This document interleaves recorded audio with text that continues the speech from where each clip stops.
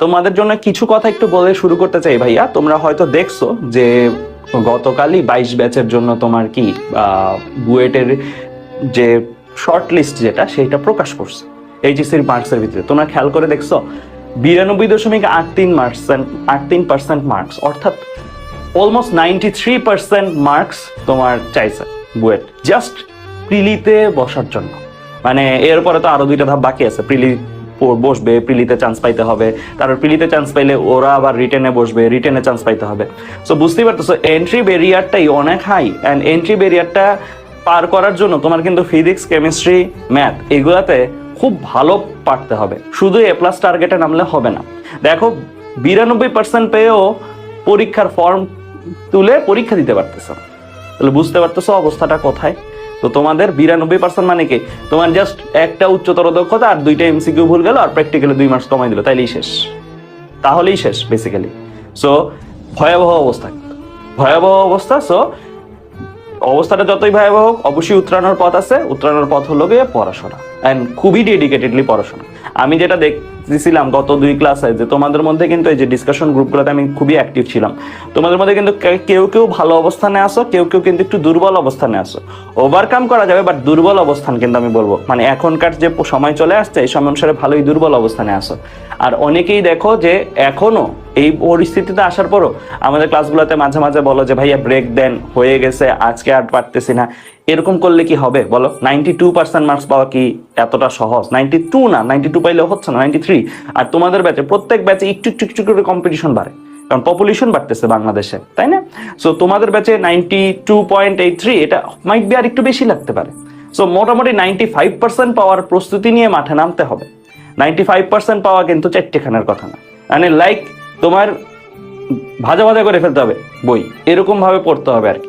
So তোমাদের পড়াশোনার level আমি জানি না কতটুকু, বাট এখন তোমাদের যে সময়টা যাচ্ছে, যদি কলেজের কোনো এক্সটার্নাল প্রেশার না থাকে তাহলে কিন্তু তোমাদের ডেইলি অ্যাটলিস্ট 12 আওয়ার্স করে পড়া উচিত। আমি জানি না তোমরা কতক্ষণ করে পড়তেছো, অ্যাটলিস্ট 12 আওয়ার্স করে পড়া উচিত। ক্লাসের যদি কেউ ক্লাস করো, অনেকক্ষণ ক্লাস করো, ক্লাসের বাইরেও অ্যাটলিস্ট 5-6 আওয়ার্স পড়া উচিত, ঠিক আছে? তোমাদের এই জিনিসটা মেক শিওর করিও, না হলে কিন্তু এই যে দেখো এখন 22 ব্যাচের ভাই আপুদের আমি পোস্ট দিছি গতকাল একটা আমাদের গ্রুপগুলোতে, কমেন্টগুলোতে দেখো খালি মানে আমাদের নিজেদেরই খারাপ লাগে। কি করব, কি বলবো, কিছু বলার নাই, কম্পিটিশনই এত বেশি, কিছু বলার আছে, কাউকে দোষ দেওয়ার মতন কিছু নেই, কাউকে দোষ দিতে পারবে না এখানে।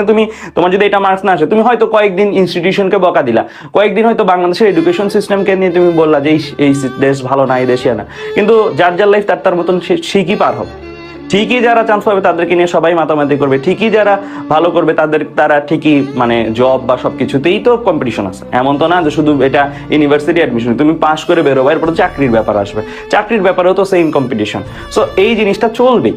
তো এখানে কাউকে দোষ দেওয়ার মতন কিছু নেই। দোষ যদি দিতে হয় একমাত্র নিজেকে দেয়া যাবে, আর নিজেকে ইমপ্রুভ করতে চেষ্টা করতে থাকতে হবে, ঠিক আছে? সো তোমাদের এখনই সুযোগ, এই সিনিয়র ভাই আপুদের দেখতেছো, তাদের লাইফ থেকে শিক্ষা নাও। মানে তাদের যে হতাশা, তাদের অনেকেই দেখা গেছে যে হতাশার মধ্যে আছে, এই হতাশার পরিস্থিতি যদি তুমি না পড়তে চাও তাহলে ডেফিনেটলি এখন থেকেই টাইম, তোমাদের দেখতে দেখতে এই সময়টা চলে আসবে। এই যে ওদের শর্টলিস্ট জন্য তোমাদের এই বছরের মধ্যে এই জিনিসটা হয়ে যাবে। এইচএসসি হয়ে গেলে এই বছরের মধ্যেই শর্টলিস্ট দিয়ে দিবে। তো এই বছরের মধ্যে শর্টলিস্ট দিয়ে দিলে বুঝতেই পারতেছো তোমার কিন্তু মানে টাইম খুব বেশি নেই, মানে জাস্ট 8-6 মাস পরই আবার একটা পরিস্থিতিতে পড়বো, 23 ব্যাচের তখন শর্টলিস্টটা দিবে। সো আমি তোমাদের এটাই বললাম যে এখন পড়াশোনার লেভেলটা বাড়ো। আমরাও তোমাদেরকে দিতে চাই, 100% দিতে চাই, তোমরাও 100% নেওয়ার সক্ষমতাটা অর্জন করো, যে আমি যেন নিতে পারি সবটা কিছু, ঠিক আছে? মানে ক্লাস যখন আমরা নিই, যতই কষ্ট হোক একটু ধৈর্য ধরে জিনিসটা শেষ করা, মানে শেষ না করে উঠবো না এরকম নিয়ত নাও। নিজেকে নিজের একদম হাইয়েস্ট লেভেল পর্যন্ত পুশ করো, মানে নিজের যেটা সর্বোচ্চ ক্যাপাসিটি ওই পর্যন্ত পুশ করো, ঠিক আছে? লিমিট পর্যন্ত পুশ করো। এই জিনিসটা মানে লাইক একদম শেষ পর্যন্ত জান দিয়ে পড়া যেটাকে বলে, এইটা একটু করতে হবে এই কয়েকদিন, এটার কোনো বিকল্প নাই যদি তুমি শেষ হাসি আসতে চাও। যদি তুমি পরে আর হতাশ না হইতে চাও, আগামী বছর এই টাইমটাতে তুমি আগামী ঈদটা যেন তুমি হতাশ না হইতে চাও, তাহলে তোমার এই জিনিসটা এখনই করার সময়। তো চলো শুরু করি আমরা।